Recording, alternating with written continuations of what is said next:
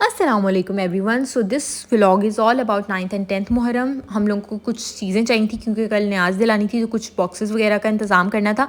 बस वही लेने के लिए हम ग्रॉसरी स्टोर आए थे। अगर अभी तक आपने मेरा चैनल सब्सक्राइब नहीं किया तो go and click the subscribe button. घर आके हमारा कुछ बहुत लाइट सा खाने का दिल कर रहा था, तो बस मैं स्नैक्स का इंतज़ाम किया और साथ में मैंने रैप्स बना लिए। रैप्स को बनाना बहुत सिंपल है। लोगों को लगता है कि रैप्स बहुत एक्सपेंसिव होते हैं और इनको बनाना बहुत मुश्किल है। ऐसा कुछ भी नहीं है, इनको बनाना बहुत आसान है। बस आपके पास कोई ईजी सी रेसिपी होनी चाहिए इसको बनाने के लिए, और ये सिर्फ़ और सिर्फ जो है वो 4 to 5 मिनट्स में आपके तैयार हो जाते हैं। आपने बस एक प्याज लेना है, उसको आपने रिंग फॉर्म में कट कर लेना है। उसके बाद आपने उसको डिप करके जो है धनिया पुदीने की जो चटनी सिंपल हम घर में बनाते हैं दही डाल के, उसके अंदर आपने प्याज को डिप करके रख देना है फॉर 10 to 15 मिनट्स, ताकि सारा फ्लेवर जो है वो प्याज के अंदर आ जाए। जब हम किसी बाज़ार से लेते हैं ये रैप्स, तो उसके अंदर एक प्याज का ना खट्टा सा फ्लेवर आ रहा होता है। वो असल में इसी तरह ही होता है कि वो डिप करके रख देते हैं। कुछ लोगों को सिरका पसंद होता है तो आप इसको विनेगर में भी डिप करके रख सकते हैं, बट मुझे पर्सनली चटनी ज़्यादा पसंद है, तो बस मैंने इसमें ड्रिप करके इसको रैप करके ग्रिल मशीन में रख दिया। अगर आपके पास ये मशीन नहीं है तो आप जो है वो ये वाला सैंडविच मेकर आपके पास नहीं है तो आप इसको सिंपल चूल्हे पे भी पैन में रख के बना सकते हैं, नो प्रॉब्लम। ठीक है, और बस इस तरह हमने सिंपल से रैप तैयार कर लिए। ये चटनी आलू बहारे की मेरी सास ने बना के मुझे भेजी है, और साथ में मैंने इमली की चटनी ली फॉर द सॉस, क्योंकि मैंने इसके अंदर नहीं डाली थी, क्योंकि अंदर डालते हैं तो वो बहुत ज़्यादा जो है ना क्रिस्पी नहीं बनता। तो बस मैंने वो अलग से रख ली, बिकॉज इसको साथ लगा के खाने का ही ज़्यादा मज़ा आता है। बस फिर मैंने बच्चों के लिए नगेट्स तैयार किए, उनकी स्नैक प्लेट तैयार की, हमारे रैप्स तैयार किए, and that's all for the day. और इस तरह 9th मुहर्रम की रात हम लोगों की इस तरीके से गुजर गई।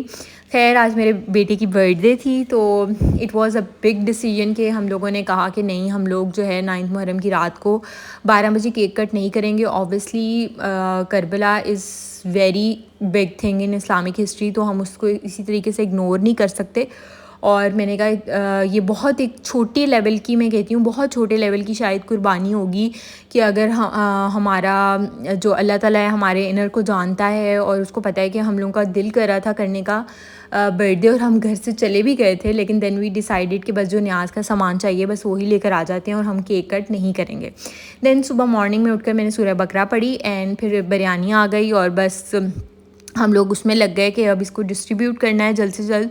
ऑब्वियसली बहुत गर्मी थी, तो जितना स्पीड में काम हो सका था उतना हम कर रहे थे, क्योंकि मैंने अपने मामा की तरफ भी जाना था, और साथ में जो है बाकी मोहल्ले वगैरह में भी डिस्ट्रीब्यूट करनी थी, बाहर गरीबों में भी करनी थी डिस्ट्रीब्यूट, एंड इन लॉज की तरफ भी करनी थी।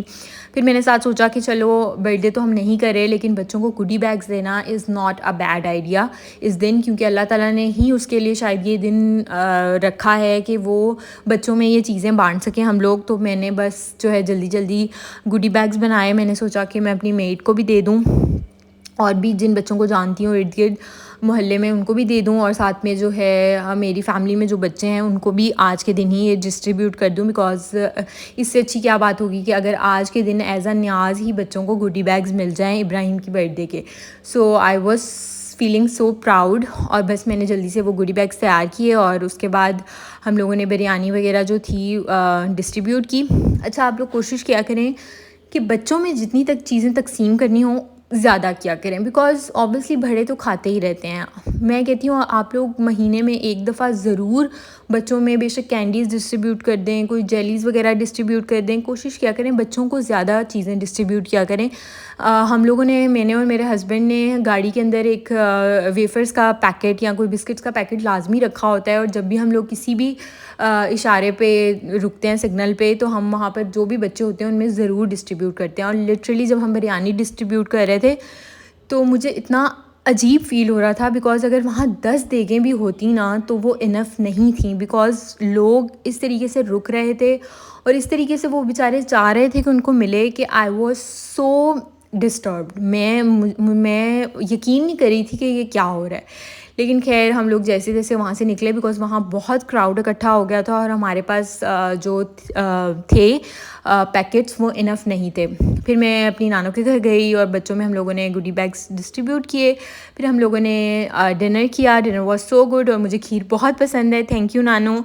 सो बहुत मज़ा आया हमें। अल्लाह हाफ़िज़।